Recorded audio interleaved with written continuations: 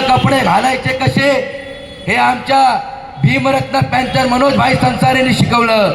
आज तीच काय पिलावळं, जसं तुम्ही म्हणता जाळू नका रे भीमाचं झोपडं, आज तीच लोक या गोर गरीब लोकांची झोपडी जाळण्यासाठी म्हणून त्या भारतीय जनता पक्षाच्या आमदाराच्या मांडीवरती जाऊन बसलेली आहे. पण मला खात्री आहे की या कोरबा मिठागरमध्ये डॉक्टर बाबासाहेब आंबेडकरांच्या विचारावरती, छत्रपती शिवाजी महाराजांच्या विचारावरती आणि भीमरत्न पॅंथर मनोज भाई संसारेंच्या विचारावरती प्रेम करणारा प्रत्येक कार्यकर्ता आंबेडकरी चळवळीचा, ही आंबेडकरी चळवळ जगवण्यासाठी रस्त्यावरती उतरणार आहे.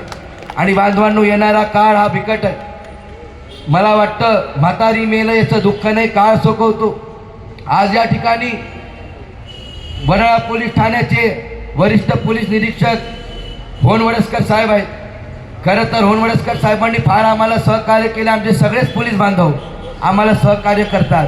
पण जब जब बीजेपी डरती है तो पुलिस को ही आगे करती है. कारण त्यांच्या गांडीत दम नाही, आपल्याशी समोर भिडते, एवढं लक्षात. आणि म्हणून बांधवांनो, आजची ही महापरिनिर्वाण दिनाची पूर्वसंध्येला ही जाहीर अभिवादन सभा आणि भीम सुमनांजलीचा कार्यक्रम या ठिकाणी आपण संपन्न करत आहोत. आणि आपल्या सगळ्यांना मी सांगतो की मीनाताई ठाकरे यांच्या पुतळ्याच्या मागे छत्रपती शिवाजी पार्क या ठिकाणी 35 वर्षाची जी परंपरा आपली आहे, आपल्या येणाऱ्या सर्व भीमसैनिकांसाठी आवर्त भोजनदान या ठिकाणी पक्षाच्या वतीने आपण त्या ठिकाणी आयोजित केलेला आहे.